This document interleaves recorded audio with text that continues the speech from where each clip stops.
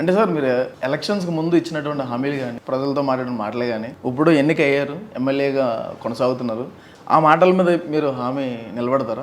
ఇచ్చిన హామీల మీద నిలబడతారు? 100% ఏవైతే ఎలక్షన్స్లో మాట చెప్పినామో, ఏవైతే పార్టీ మేనిఫెస్టోలో పెట్టినటువంటి 6 గ్యారంటీ స్కీమ్స్ ఏదో అవి, దాంతోపాటు అక్కడ సమస్యలన్నీ కూడా నోటీస్ చేసి ఇవి సాల్వ్ చేస్తా అని చెప్పినాం. నిలబడడానికి ప్రయత్నం చేసే పద్ధతిలో భాగంగానే రాష్ట్రంలో ఉన్నటువంటి అన్ని నియోజకవర్గాల కంటే భిన్నంగా మొన్న పార్లమెంట్ ఎలక్షన్స్లో హర్ గాంవ్ 1 గంట, హర్ బూత్ 1 గంట, హర్ మండల్ 2 దిన్ ఒక కార్యక్రమాన్ని తీసుకొని ప్రతి ఊర్లో ఉన్న సమస్యల్ని నోటీస్ చేసి వాళ్ళకు అక్కడికక్కడే పరిష్కార మార్గం అయ్యేటువంటి అక్కడే పరిష్కారం చేసి ప్రణాళిక ప్రకారంగా పరిష్కారం అయ్యేటువంటి దాన్ని మేము ఇక్కడ ఆఫీస్కి వచ్చి ఒక సెక్షన్ ఏర్పాటు చేసి ఈ వర్క్ని దేనిలో తీసుకోవాలి, దేనిలో కంప్లీట్ చేయాలని చెప్పేసి ఆ ఊర్లో ఉండే ఒక 10-15 మందితో ముఖ్యులతో ఆ వర్క్ విషయం కనెక్టివిటీ మాట్లాడుతూ ఆ వర్క్ని చేసి చూపెట్టాలనే తపన ఉంది. కాబట్టి 284 బూతులలో కూర్చొని వాళ్ళ సమస్యలు రాస్తున్నాం. ఇది ఎక్కడ జరగలేదు అనుకుంటా నాకు తెలిసినంత మొత్తం తెలంగాణ రాష్ట్రం.